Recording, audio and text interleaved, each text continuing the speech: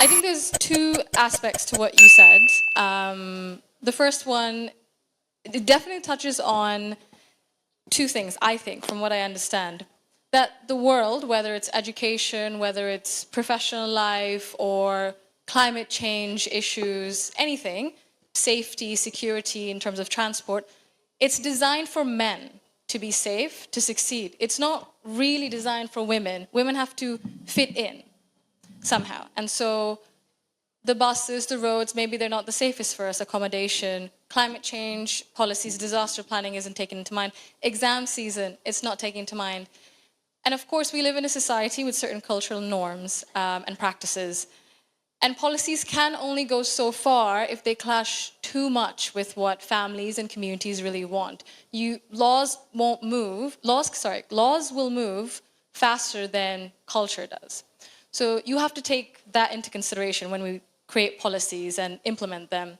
So, for example, my grandmother's policy about food for education, cash for education, it understood what the barrier was for a lot of girls going to school.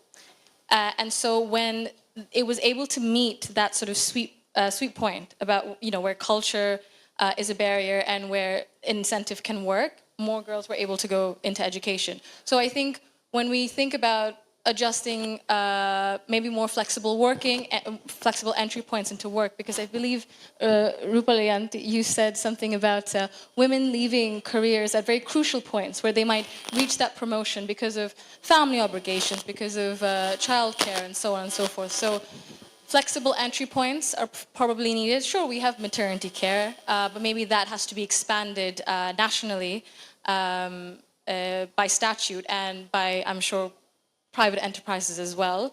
Daycare centers, definitely, that's something I believe my dad is very keen on. He was very hands-on with me as well, as I mentioned. So he understands how difficult it can be to manage childcare. So if that's more accessible for people, say, working in the garment factories, it's 60 to 65% women right now.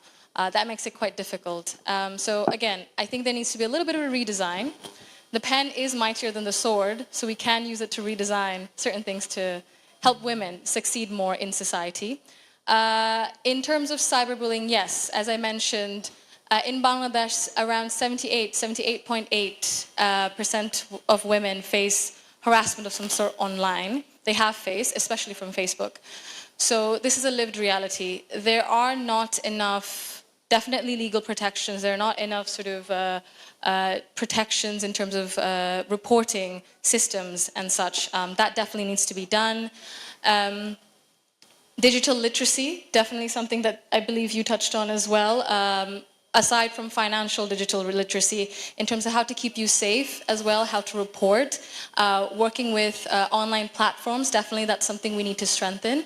Maybe that's something Khosroo can touch on as well. A lot of things need to be done again, keeping in mind that the world is not just for men to succeed, it's for women. So we have to put ourselves forward. So thank you for that question. I really think there are small things we can do. Sorry, just to touch on another thing, I think, I believe all of you probably mentioned in some way or the other that we have a lot of policies, we have a lot of laws. I believe there were other comments as well, but it's not integrated. They're sort of in silos. And so when you're trying to find something, even I'm sure you experienced this as a law student. I've also experienced it in the UK. And we have a lot of things back from British colonial times. So we were trying to figure out something. It goes back and it contradicts each other, and then they actually become a bit of a binding, really. There's no smooth process. There's no sort of integrated ecosystem, really, for finances, for upskilling, for sort of labor welfare. So I think there are a lot of things. There's simple things we can do. Safer transport, for example, better accommodation. So yes, little things in terms of redesign. But inshallah.